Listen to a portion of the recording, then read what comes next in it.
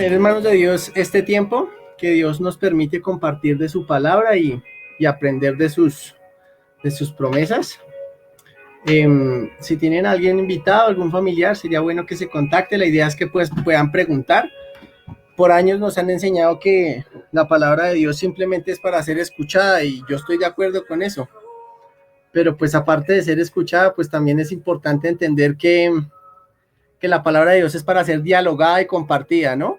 Los verbos principales en el nuevo pacto, como aparecen, es que ellos dialogaban sobre la palabra de Dios, ¿sí?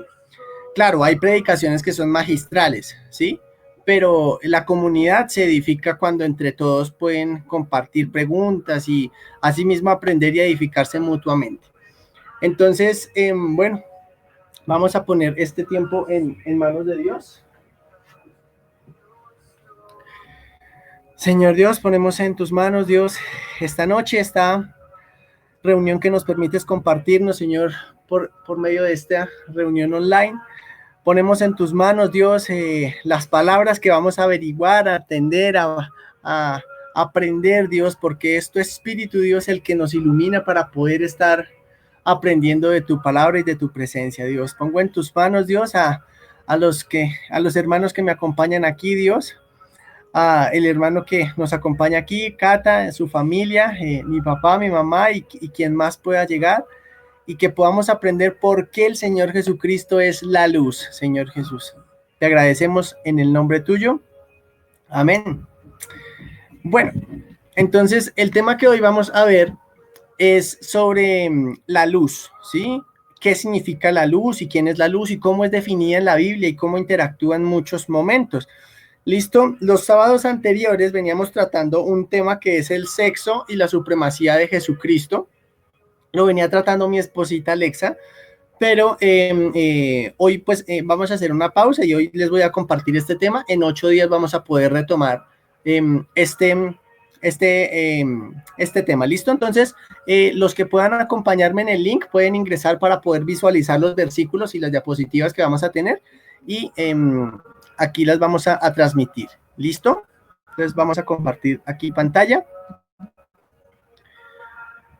Y bueno, vamos a empezar a ver aquí el tema.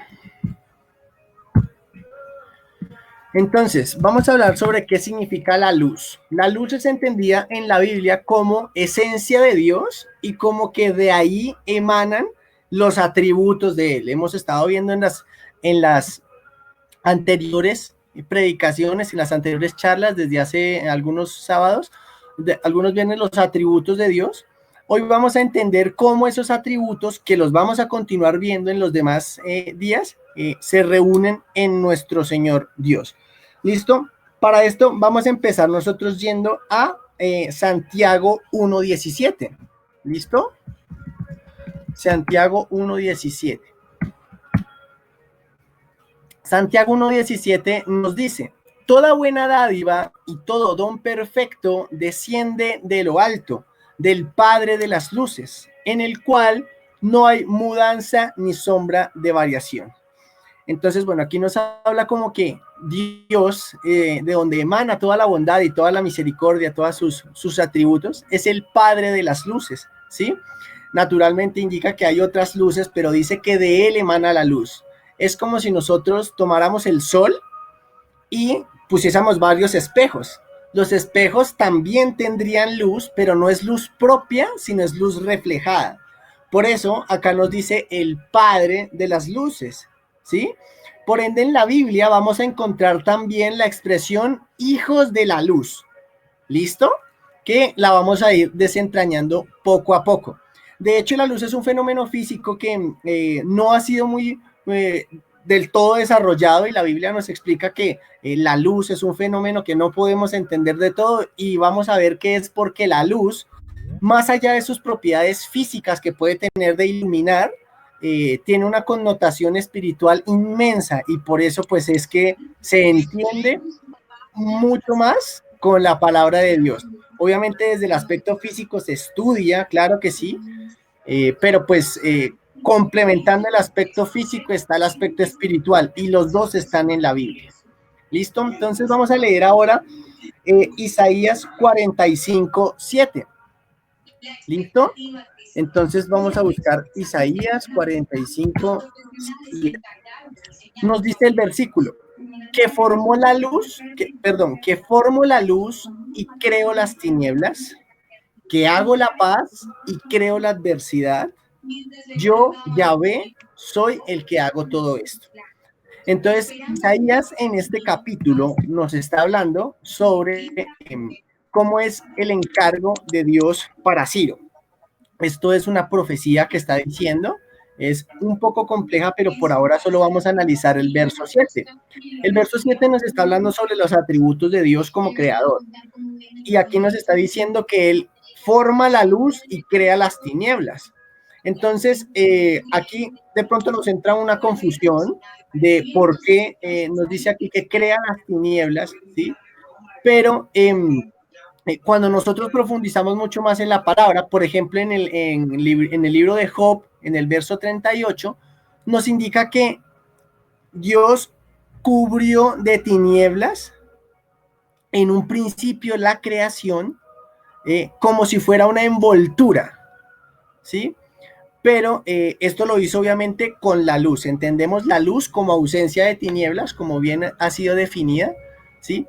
Y aquí entonces está hablando como que Él es el creador, ¿sí?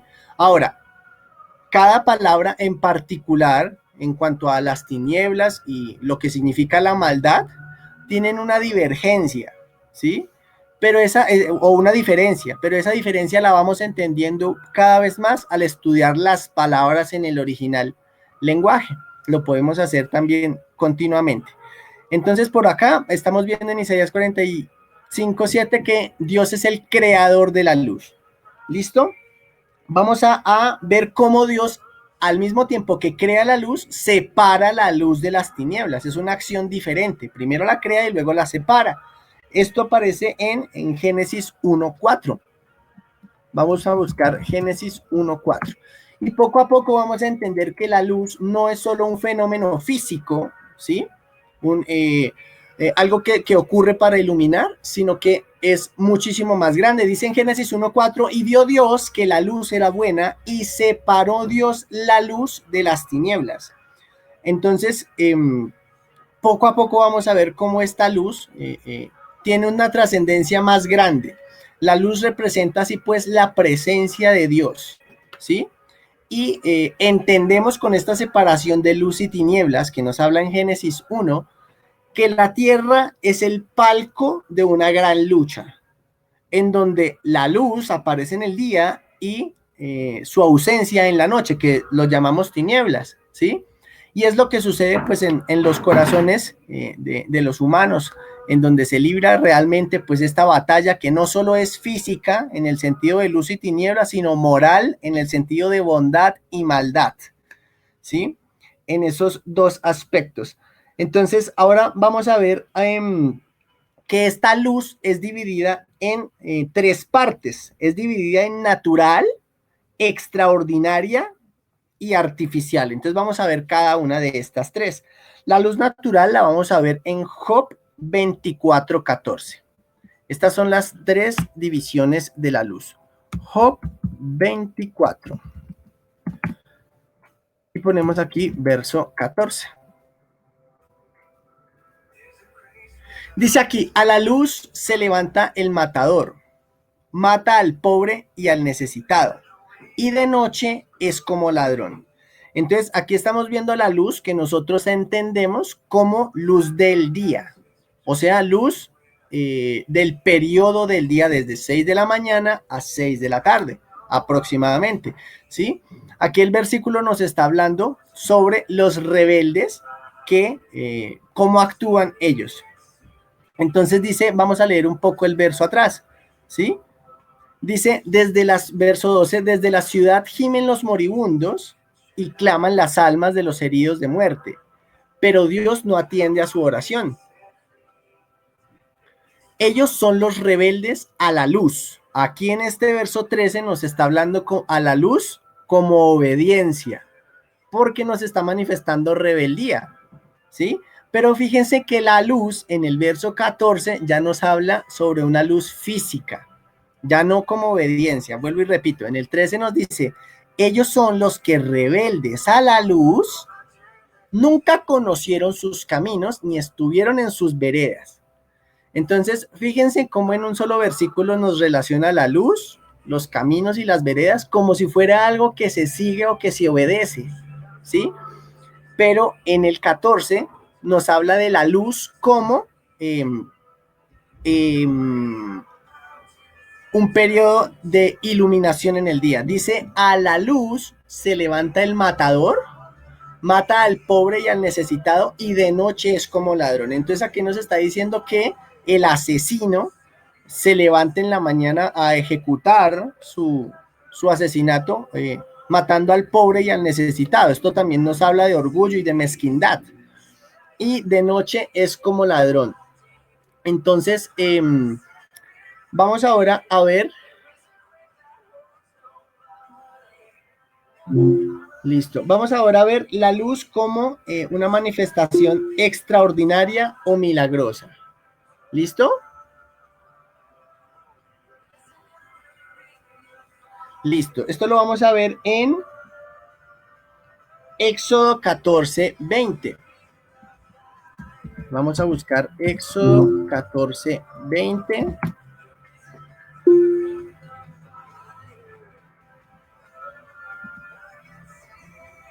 Listo. Éxodo 14, 20 nos dice: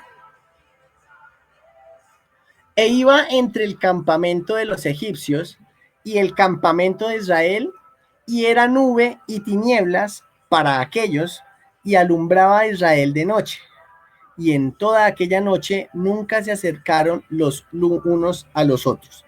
Entonces, aquí nos está hablando que la luz no solo es una manifestación natural, como la tenemos en el sol, que alumbra nuestros días, sino también es una manifestación de un milagro.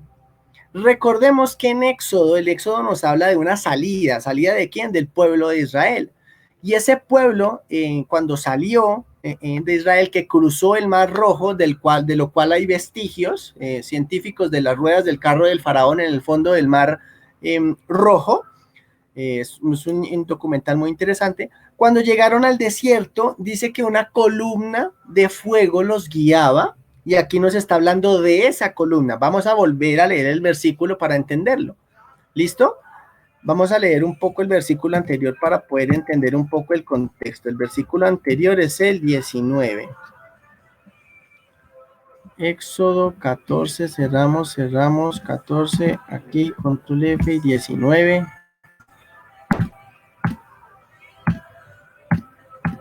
Listo. Dice, y el ángel de Dios, Éxodo 14, 19, que iba delante del campamento de Israel, se apartó e iba en pos de ellos. Y asimismo, la columna de nube que iba delante de ellos se apartó y se puso a sus espaldas. Ahí está hablando de la columna que nosotros referimos. Dice, e iba entre el campamento de los egipcios y el campamento de Israel, es decir, entre la mitad, y era nube y tinieblas para aquellos.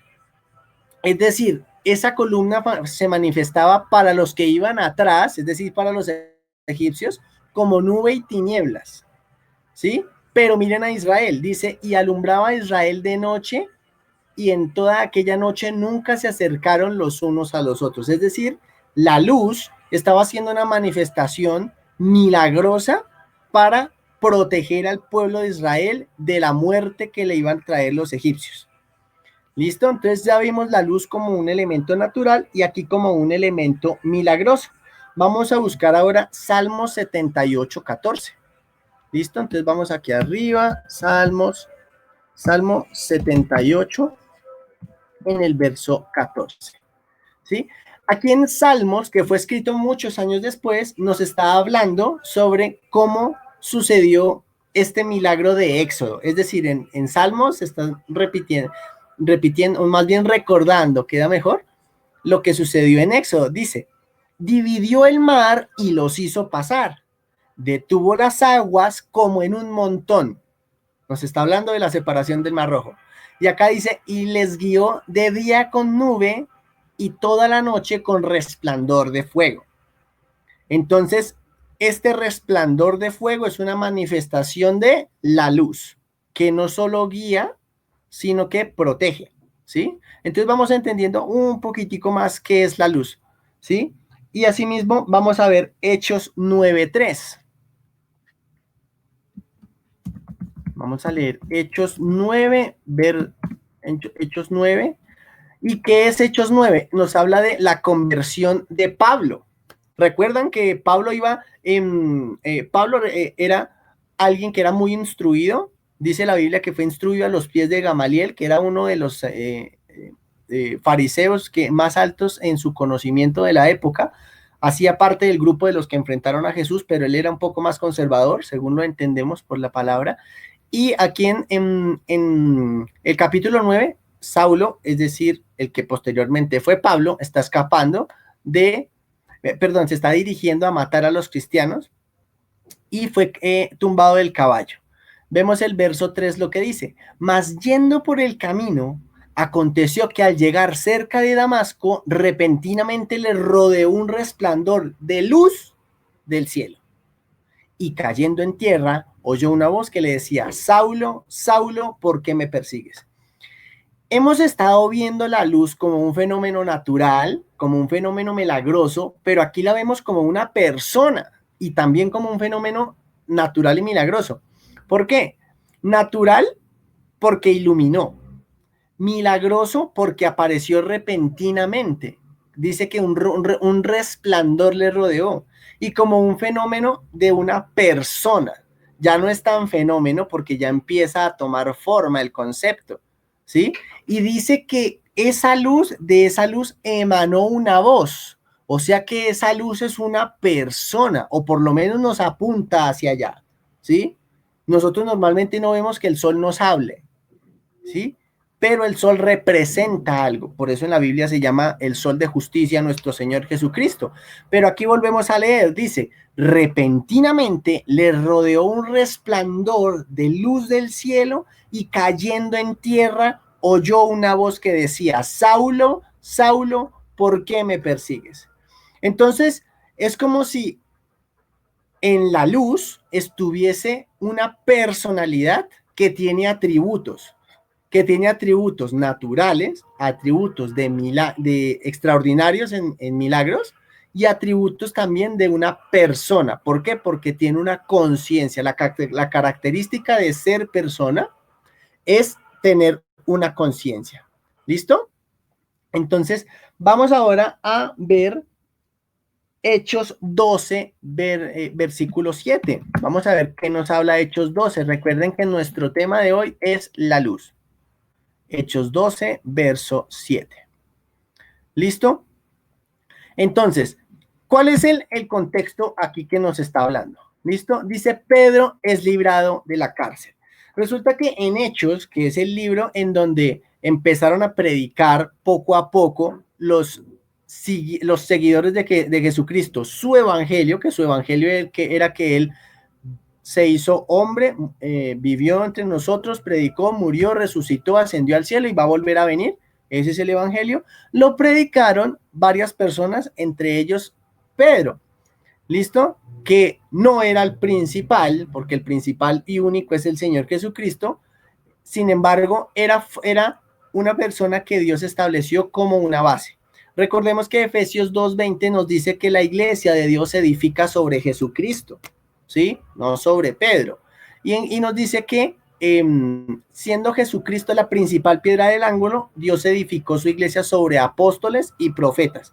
Apóstoles en el nuevo pacto y profetas en el antiguo pacto. ¿Listo? Entonces aquí nos dice lo siguiente sobre Pedro, que Pedro estaba encarcelado, ¿no? Aquí en este punto. Dice: y cuando Herodes le iba a sacar, aquella misma noche, estaba Pedro durmiendo entre dos soldados. Estaba ahí foqueado. Dice: sujeto con dos cadenas, ¿sí? Y los guardas delante de la puerta custodiaban la cárcel. En la antigüedad usaban algo que se llamaba el cepo. El cepo era donde amarraban a los esclavos en la cárcel, ¿sí?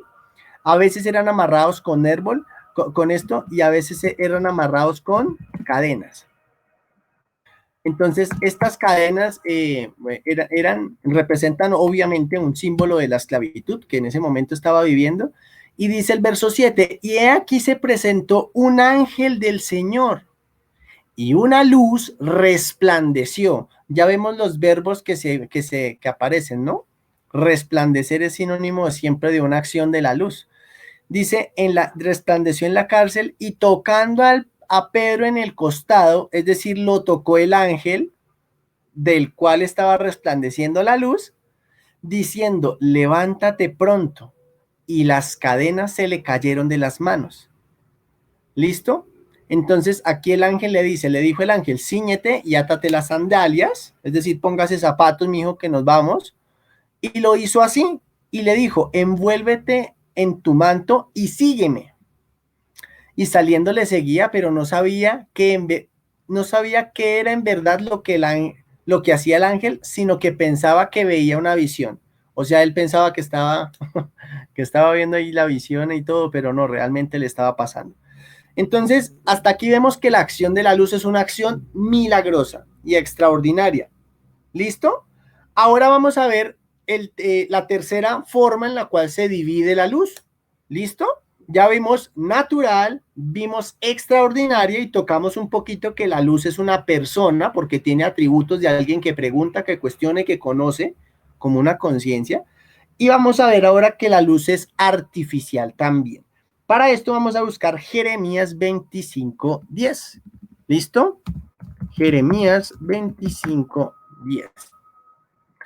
Entonces dice, vamos a buscarlo de esta manera. Listo. En Jeremías 25 nos está hablando, es un relato que nos está hablando sobre los 70 años de cautividad. Dice aquí, y haré que desaparezca de entre ellos la voz de gozo y la voz de alegría, ¿sí? Si se fijan, esa es una profecía porque los verbos están en futuro, ¿no? Haré que desaparezca de entre ellos la voz de gozo, la voz de alegría, la voz de desposado, la voz de desposada, ruido de molino y luz de lámpara. Esta luz de lámpara, ustedes seguramente se pensaron, bueno, ¿y de dónde metemos la luz del bombillo que tengo en la casa, la de Enel Codensa que me llega? ¿Sí? ¿Dónde metemos esa luz? Esa luz es artificial. Entonces, es una luz que es una luz que modificada o dada por algún elemento ilumina, pero esta luz artificial carece de los dos atributos anteriores, es decir, no es extraordinaria ni tampoco es natural, por eso se llama artificial. ¿Por qué? Porque es una luz que se genera. Esto es importante hablarlo también porque pues estamos analizando qué significa la luz. Entonces, vemos que hay una luz genuina, que es la natural y la que se genera como extraordinaria, y también la luz artificial. ¿Listo? Vamos a ver ahora Hechos 16:29. Recuerden que las preguntas es muy importante que las tengan. Si es posible, las contestaremos al final, que la idea sería que sí. Y si no, pues averiguamos juntos la respuesta en la Biblia. Hechos 16, verso 29. ¿Listo? Listo. Hechos 16 nos está hablando en el contexto sobre cuando Timoteo acompaña a Pablo y a Silas. ¿Listo? Y son encarcelados en Filipos. Vamos a leer ahora el verso 29 y nos dice el verso anterior. Mas Pablo clamó a gran voz diciendo, no te hagas ningún mal, pues todos estamos aquí. Entonces, pidiendo luz, se precipitó adentro y temblando se postró a los pies de Pablo y Silas. Y sacándolos les dijo, señores, ¿qué debo hacer para ser salvo? Entonces, ¿cuál es el contexto aquí? Están encarcelados en Filipo, Pablo y Bernabé. ¿Por qué están encarcelados en Hechos 16? Por lo mismo que acabamos de ver en Hechos 12, y es por predicar el evangelio.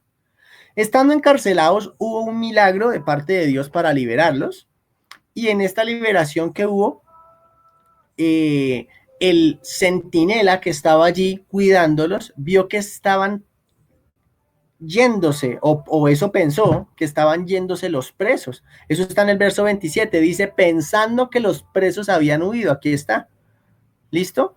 Entonces, cuando él pensaba que los presos habían huido, él sabía que según el código de honor romano, lo mataban a él por dejar ir a los presos que él que estaba cuidando. Entonces, él cuando hubo como esa oscuridad, dice en el verso 29, pidiendo luz. ¿Qué luz creen que estaba pidiendo aquí con el contexto lógico?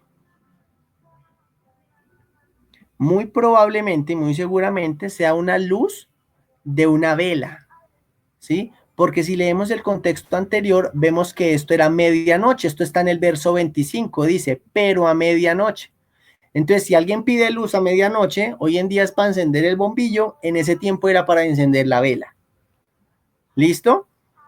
Entonces, esta es la luz que nos habla, ¿sí?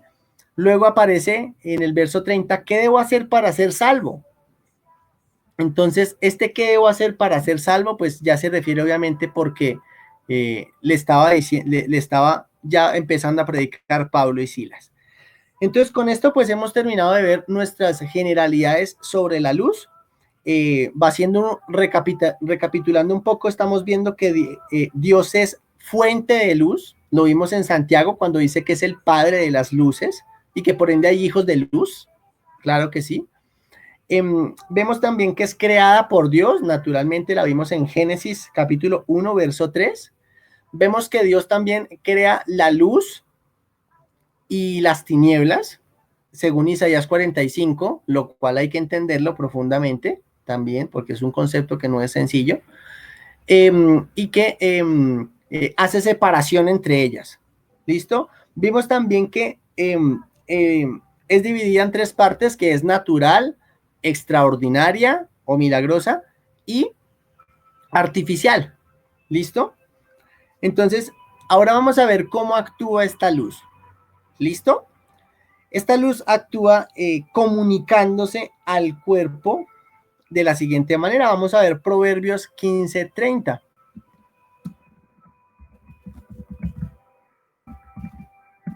Proverbios 15 y buscamos el verso 30.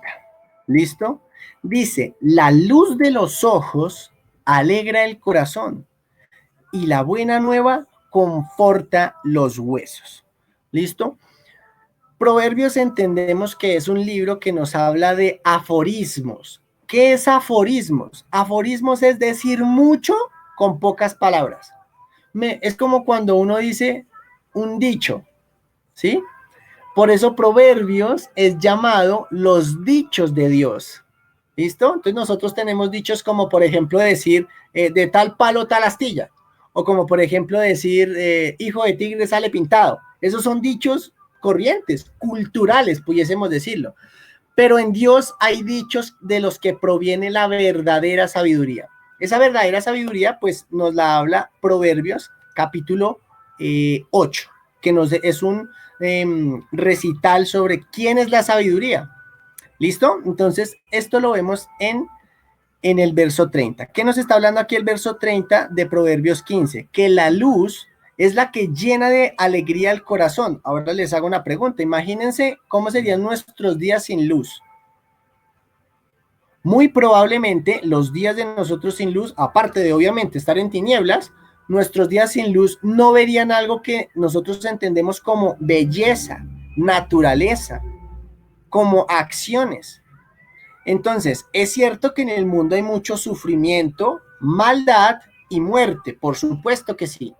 Y eso lo vemos también con la luz, pero no son frutos naturales. Netamente por la luz, nosotros veríamos la hermosura de la creación, la hermosura de una actitud, porque eso también se ve a través de los ojos, ¿sí? Y a eso se refiere aquí cuando la luz de los ojos alegra el corazón. Y abajo dice lo que enlaza, qué significa esa luz. Dice, y la buena nueva conforta los huesos, ¿sí? Entonces, todo esto es para entender cómo actúa la luz, o sea, gracias a la luz que Dios da, es que nosotros tenemos la bondad de visualizar obras buenas que nos llenen de alegría al corazón. Entonces, la luz tiene un comportamiento que, vuelvo y repito, no es solo físico, ¿sí? Ni solo es natural, sino que la luz permite que haya vida. Y no solo eso, sino que vamos a ver que la luz refleja los atributos de Dios como nosotros los conocemos, o por lo menos los distinguimos, pero nos lleva a conocerlos más. ¿Listo? La luz es una cosa tremenda cuando se empieza a analizar, pero profundamente vamos a entender que la luz es una persona, que por supuesto apuntamos a nuestro Señor Jesucristo. Él es la luz, y el hecho que Él sea la luz implica todos sus atributos, implica su justicia, su inmutabilidad, su omnipotencia, su misericordia, su soberanía, implica su providencia, implica su omnipresencia, implica su sabiduría o su sapiencia, muchísimos atributos de Dios. Entonces vamos a ver cómo la Biblia es la que nos dice todo esto, ¿listo? Entonces vamos a ver cómo es descrita la luz. Fíjense que poco a poco vamos avanzando, ¿no? Ya empezamos con que era un fenómeno creado por Dios, manifestado físicamente, pero vamos entendiendo mucho más. La luz es descrita como varias partes. Vamos a ver Mateo 17, verso 2, a ver qué nos aparece. Mateo 17, verso 2. Nos dice, se transfiguró delante de ellos y resplandeció su rostro como el sol, y sus vestidos se hicieron blancos como la luz. En este momento, en Mateo 17, nos está hablando algo que se llama la transfiguración. ¿Qué es la transfiguración? Que estaba el Señor Jesucristo, llamó a 3 de sus discípulos a un monte y ahí se transfiguró. ¿Qué quiere decir? Que de una forma asombrosa, su naturaleza plenamente humana reflejó más su naturaleza divina. Porque Jesús era 100% hombre y 100% Dios. Eso lo vemos en Isaías 9, verso 6, cuando nos dice, un hijo nos es nacido, perdón, niño nos es nacido, hijo nos es dado. Niño atribuye a que un bebé iba a nacer en este mundo humano, pero hijo nos es dado atribuye a que Dios se hizo carne. Por eso, Jesucristo es 100% humano y 100% Dios. ¿Listo? Ahora vemos aquí que en su naturaleza 100% humana se transfiguró, es decir, reflejó aún más visiblemente su naturaleza divina, que ya la era, pero aquí la reflejó más. ¿Sí? ¿Y ante quién se transfiguró? Ante sus 3 discípulos, y si leemos el contexto, ante 2 profetas. Uno de ellos es Moisés y otro de ellos es Elías. Espero no equivocarme, vamos a buscar aquí por acá. Perfecto. Y Mateo 17, verso 3, dice, y he aquí Moisés y Elías hablando con él. ¿Con quién? Con Jesucristo, que reflejaba ¿qué? Luz. ¿Sí? Porque volvemos y leemos ahí en el verso 2. Y se transfiguró delante de ellos y resplandeció. Vemos cómo otra vez está el verbo resplandecer. Y su rostro como el sol. ¿Listo? Entonces, nosotros hemos visto que las culturas, por lo general en la historia, adoran al sol, ¿no? Que los chibchas, que los mayas, que los aztecas, que los egipcios, que los budistas, que los hinduistas, y siempre se asemeja a algún tipo de deidad con el sol o con la luz, ¿sí? Eso es porque en nuestro corazón hay un vacío en forma de Dios que intenta buscar esas bondades en las obras y no en el Creador. Esto nos aparece en donde, en Romanos 1, cuando nos dice, amaron más, busquémoslo para no parafrasearlo, Romanos 1, ya me acordé, y cambiaron, Listo. Y cambiaron la gloria del Dios incorruptible en semejanza de imagen de hombre corruptible, de aves, de cuadrúpedos y de reptiles. Por eso cuando vemos los egipcios nos aparece Osiris como si fuera el de la luz, y nos aparece en los griegos Apolo como si fuera el dios del sol, y Zeus como si fuera el dios del rayo, cuando realmente son figuras humanas o humanizadas de lo que el hombre se imagina de lo que es Dios. Claro, porque tenemos una necesidad de él, ¿sí? Cuando yo digo esto, apelo a que los humanos, porque yo soy humano y cometo también los pecados, igual que lo cometieron los griegos, los egipcios y todos ellos, ¿sí? Si no es por Dios que nos guía, apelo a dos ámbitos. Al ámbito de que los humanos somos débiles, porque no tenemos el conocimiento ni el amor para hacer el bien, pero también somos malignos. ¿Por qué? Porque se nos es fácil y se nos provee nosotros hacer el mal. Entonces, por estas características es que yo ejemplifico a los griegos, a los egipcios, a los chibchas, a los mayas, a los aztecas, de que queriendo buscar a Dios, porque son débiles, hacen ídolos porque son malos.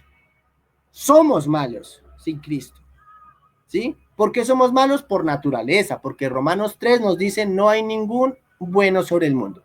Entonces, teniendo en cuenta esta naturaleza y que cambiaron a Dios, volvemos a ver en Mateo 17 que la luz, la verdadera luz, se manifiesta. Es decir, Jesucristo no solo tiene luz, sino vamos a ver que Él se define como la luz. Por eso es que es tan complejo entender la luz. Por eso es que a Jesucristo no podemos meterlo en un microscopio. Solo el microscopio revelaría una parte de la gloria de Dios, pero no toda su gloria. Entonces, ahora vamos a ver, con esto vemos que la luz es descrita como blanca y pura. ¿Listo? Porque aquí nos aparece que en Mateo 17:2 dice, resplandeció su rostro como el sol y sus vestidos se hicieron blancos como la luz. ¿Listo? Entonces, acá dice, no, pero es que acá está diciendo que Jesucristo es como el sol y tienen un similar, por supuesto que sí, pero Jesucristo es una realidad mucho más profunda, porque en la Biblia es llamado el sol de justicia. Este sol de justicia está en Malaquías 4, Malaquías capítulo 4, verso 2. Dice, vamos a leerlo en la de siempre, listo. Dice, mas a vosotros, los que teméis mi nombre, nacerá, siempre los verbos en futuro tipifican la mayoría de las veces en la Biblia profecía, dice, nacerá el sol de justicia. Esto no lo está hablando en Malaquías, entonces ¿a quién creen que esté apuntando en el futuro? Dice, mas a vosotros, los que teméis mi nombre, nacerá el sol de justicia. ¿Y quién es el que nace en nuestro corazón? El Señor Jesucristo. Aunque realmente el verbo bíblico es resplandecer. Ahorita lo vamos a ver en 2 Corintios. Dice, y en sus alas traerá salvación, y saldréis y saltaréis como becerros de la manada. Entonces nos está hablando Malaquías 4 de que Jesucristo es el sol de justicia. Ese es uno de los títulos del Señor Jesucristo. ¿Listo? Volvemos a Mateo y ahora vamos a ver que la luz es descrita como esplendente. ¿Qué significa como esplendente? Esplendente es la acción que define también la palabra más conocida como esplendorosa o esplendor. ¿Listo? Entonces, cuando algo es esplendoroso, es porque el verbo también se puede definir como esplendente. ¿Listo? Lo que pasa es que es una palabra menos conocida para nosotros, pero es lo mismo que refleja esplendor. ¿Listo? Vamos a ver Job, capítulo 37, en el verso 21. Control F, 21. Dice, mas ahora, bueno, vamos a hablar un poco del contexto, si no estamos un poco perdidos. Job 37. En Job 37 nos está hablando las últimas palabras de Job y sus 3 amigos. Vamos a hacer un contexto un poco más global. Job es el libro más antiguo de la Biblia escrito, posteriormente fue escrito Génesis, pero Job fue antes, en la fecha cronológica, en donde está Job como siervo de Dios, teniendo conversaciones con sus tres amigos por las calamidades que le sobrevinieron a su vida. A lo largo de Job, que tiene poco más de 42 capítulos, creo que tiene 42, ¿sí? Nos habla sobre cómo ellos intentan justificar que Job es bueno sin acciones, ¿sí? O sea, que Job es bueno, perdón, por sus propias acciones y no porque Dios lo justifique. Entonces acá en Job 37 ya nos está hablando las últimas palabras de esas conversaciones entre estos tres amigos y Job. Ya en en el capítulo 38 interviene Dios con sus palabras ante ellos. ¿Listo? Que es una manifestación muy grande de Dios. Dice el verso 21 del capítulo 37. Mas ahora ya no se puede mirar a la luz esplendente en los cielos, luego que pasa el viento y los limpia. Vamos a leer ahora el verso 20 anterior para entender un poco. ¿Listo? Dice, ¿será preciso contarle cuando yo hable? Por más que el hombre razone, quedará como abismado. Mas ahora ya no se puede mirar a la luz esplendente en los cielos, luego que pase el viento y los limpia. Entonces, estas son las últimas palabras que, vuelvo y digo, fue antes de que el Señor Dios apareciera. Y aquí nos está hablando que mas ahora ya no se puede mirar a la luz esplendente. Nos define la luz de los cielos, es decir, cuando miramos hacia arriba, porque pues esta es la acción que está diciendo aquí, mirar, ¿sí? El verbo mirar, la luz esplendente en los cielos, luego que pasa el viento y los limpia. Aquí nos está hablando que la palabra de Dios ya no puede ser manifestada, no podía ser manifestada en este momento con tanta claridad, con solo mirar a los cielos, ¿sí?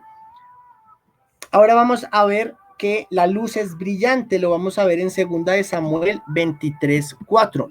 2 de Samuel 23, versos 4, ¿sí? Entonces, aquí en 2 de Samuel nos está hablando últimas palabras de David. Dice, será como la luz de la mañana, como el resplandor del sol en una mañana sin nubes, como la lluvia que hace brotar de la hierba de la tierra. Entonces, aquí está hablando de que habrá un justo. Esta es la persona que está describiendo David, ¿sí? Es decir, David, en sus últimas palabras, está profetizando, porque volvemos y vemos el verbo en futuro, habrá un justo, y este justo va a gobernar. Entonces está describiendo cómo va a ser ese gobierno. Dice, será como la luz de la mañana, como el resplandor del sol en una mañana sin nubes, como la lluvia que hace brotar que hace brotar la hierba de la tierra. ¿Listo? Entonces, aquí estamos viendo de que la luz se asemeja a la mañana que sucede. Es decir, está asemejando la acción de esa persona al gobernar, que va a ser gobernada como la luz de la mañana. Entonces, permítame un momento. Vamos a buscar ese acá. En este momento lo estoy buscando no en el computador, sino en la Biblia en físico. Listo. 2 de Samuel 23:4.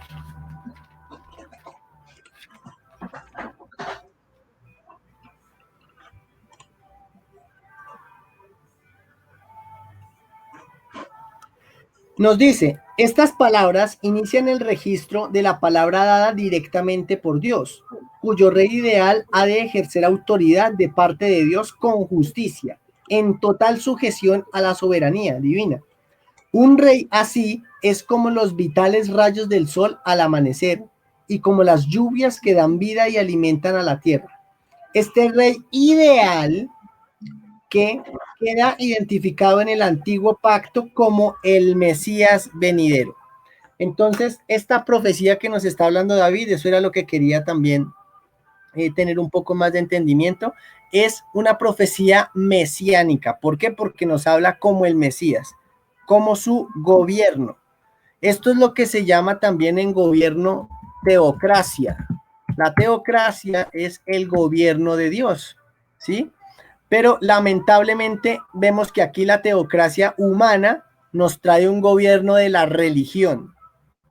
Por esto el mundo no puede ver a Dios. Por esto que estamos viendo en la pantalla, ¿sí? Que buscamos teocracia y nos aparecen este tipo de cosas, es que Jesucristo le dijo a Nicodemo en Juan capítulo 3 que le era necesario nacer de nuevo, porque el mundo tiene una perspectiva errada de lo que es la teocracia. Pero la verdadera teocracia es el gobierno que vendrá cuando Cristo reine en plenitud luego de su segunda venida. ¿Listo? Hasta el momento, el reinado del mundo está bajo el maligno. Ay, no, Hernando, no diga eso. Sí, eso está escrito en Efesios 6. Dice, el mundo está bajo el maligno. Eso aparece en Primera de Juan capítulo 5, versos 19 y también en Efesios 6 cuando nos habla sobre el príncipe de este mundo. Vamos a buscar aquí príncipe. Listo. No nos aparece.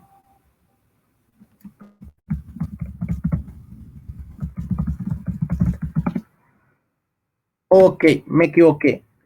En Efesios 6 nos habla sobre que hay principados y potestades que están gobernando en las tinieblas. Mire, dice gobernadores de las tinieblas. Pero cuando nos habla sobre el príncipe de este mundo es en 2 Corintios. Ah, ok, aquí hay varios, listo. Efesios 2.1, el príncipe de la potestad del aire. Es llamado en Efesios 2.1. En Juan 12.31, el príncipe de este mundo. ¿Listo? En Juan 14.30, el príncipe de este mundo. ¿Listo? Por eso entendemos que Satanás está gobernando en este mundo. El príncipe de este mundo, Juan 16, versículo 6. ¿Listo? Aquí es llamado en 2 Corintios 4, el Dios de este siglo, Dios con D minúscula. En Juan capítulo 4 es llamado como mayor es el que está en vosotros que el que está en el mundo. ¿Cuál es el que está en el mundo? El príncipe de este mundo que acabamos de ver, ¿sí? Y acá el poder del maligno, ¿listo? Con esto que estamos viendo y entendiendo que hay un gobierno de las tinieblas que prevalece en este momento, que está en contra al reino de la luz del Señor Jesucristo. ¿Cuál es el reino de la luz del Señor Jesucristo? Su pelea y su batalla contra las tinieblas a través de su palabra, su creación y las conciencias de las personas, porque esas tres partes son las que batallan. La creación, dando testimonio que Dios es creador, como lo dice Romanos 1, del 19 en adelante, la conciencia, como nos lo explica Romanos 2, y su palabra, como nos lo explica la Biblia de Génesis, Apocalipsis. ¿Listo? Entonces, con esto vamos a dar por terminada esta primera pues, parte. Esperamos después compartirla. Hay muchísimas cosas más que compartir sobre la luz. Hoy fue una introducción, pero la luz básicamente refleja los atributos de Dios. Los voy a solo mencionar para poder terminar. Nos dice que la luz es descrita como la gloria de Dios en Salmos 104.2, la pureza de Dios en Primera de Juan 1.5, la sabiduría de Dios en Daniel 2.22, la dirección de Dios en Salmos 27.1. Ese yo sé que se acuerdan que dice Yahvé es mi luz y mi salvación, ¿de quién he de atemorizarme? Bueno, de pronto lo conocen como Jehová es mi luz y mi salvación, ¿de quién he de atemorizarme? Ese también aparece ahí. Es descrito como la pureza de Cristo en Mateo 17, que ese lo leímos hoy, que es la transfiguración, refleja pureza en nuestro Señor Jesucristo, como la palabra de Dios en Salmo 119, 105, que dice, lámpara es tu...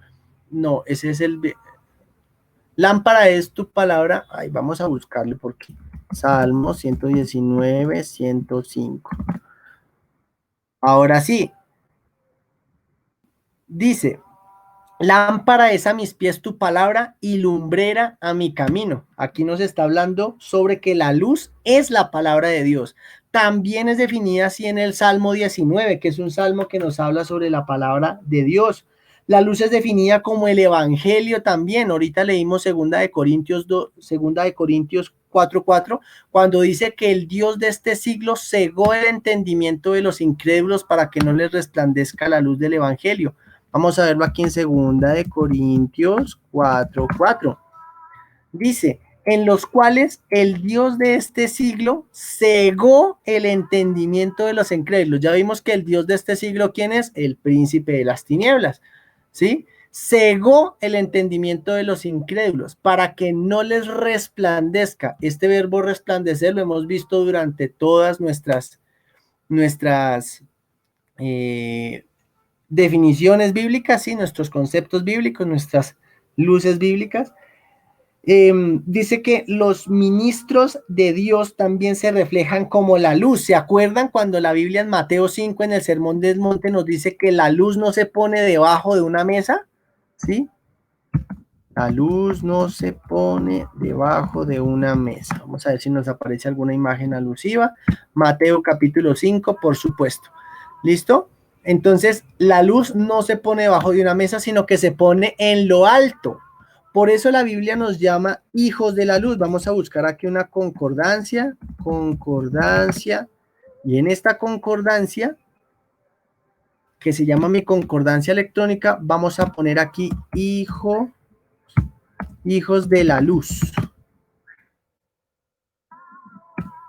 O vamos a poner la palabra hijo y la combinamos con luz. Toca hacerlo en otro navegador. Ah, ok, listo, acá nos corrió. Listo.